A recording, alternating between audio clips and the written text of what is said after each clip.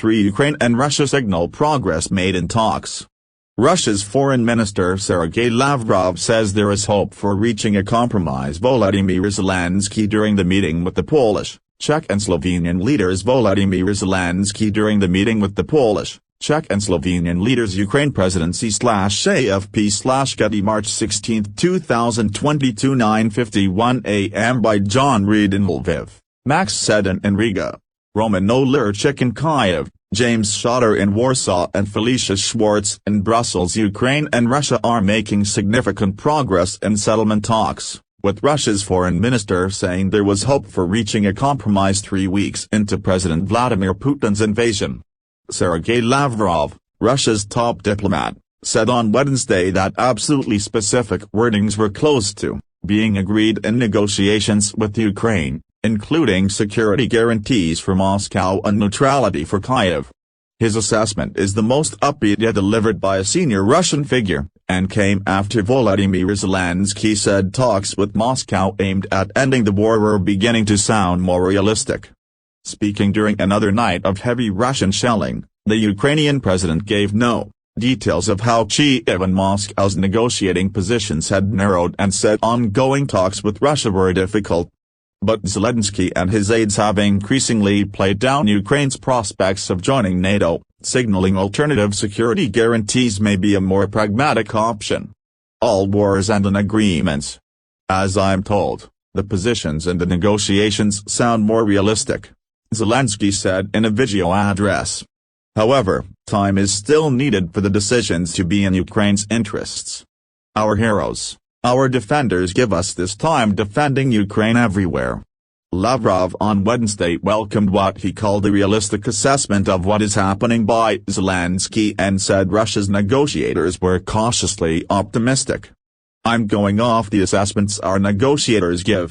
They say the negotiations are difficult for obvious reasons, but nonetheless there is a certain hope for reaching a compromise, Lavrov said in an interview with the RBC News channel.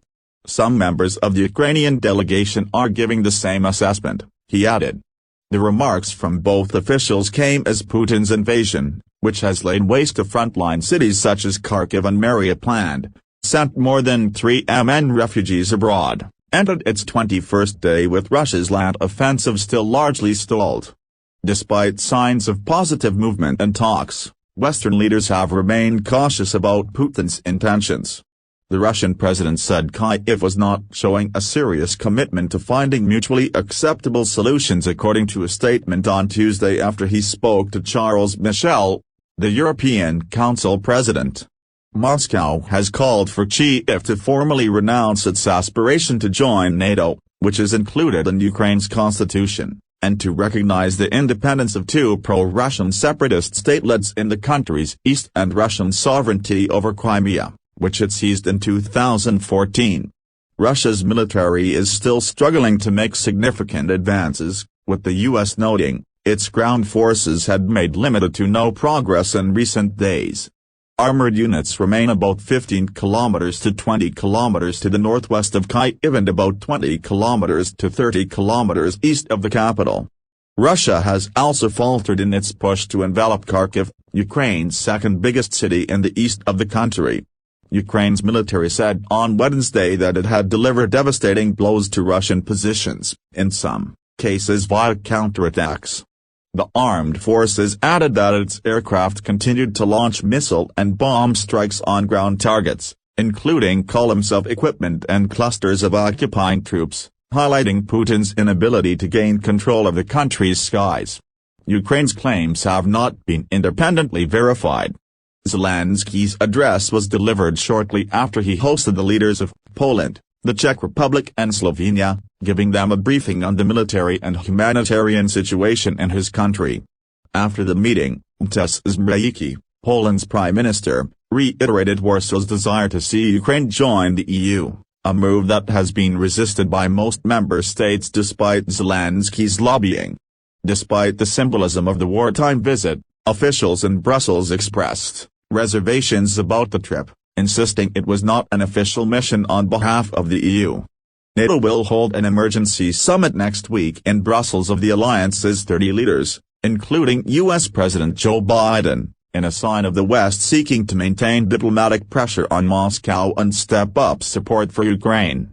According to humanitarian officials, large numbers of Ukrainian civilians are living in dire conditions. In the southeastern port city of Mariupol, where power, water, heating and other basic services were cut off in early March, civilian buildings have remained under relentless air bombardment. Kyrylo Tymoshenko, deputy head of Zelensky's office, said in a post on social media platform Telegram that about 20,000 people had left the city in what appeared to be the largest evacuation of residents since it was surrounded. Efforts to evacuate residents in Mariupol and other besieged cities via humanitarian corridors have proceeded slowly because of a lack of trust between the two sides. Ukraine has accused Russian troops of firing on evacuating people. Ukrainian regional authorities said on Tuesday that Russian troops were holding about 400 people hostage, including doctors and patients, at a hospital in Mariupol while shooting from the building.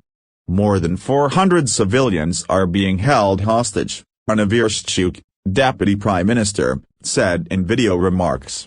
These are medical staff, doctors. And now they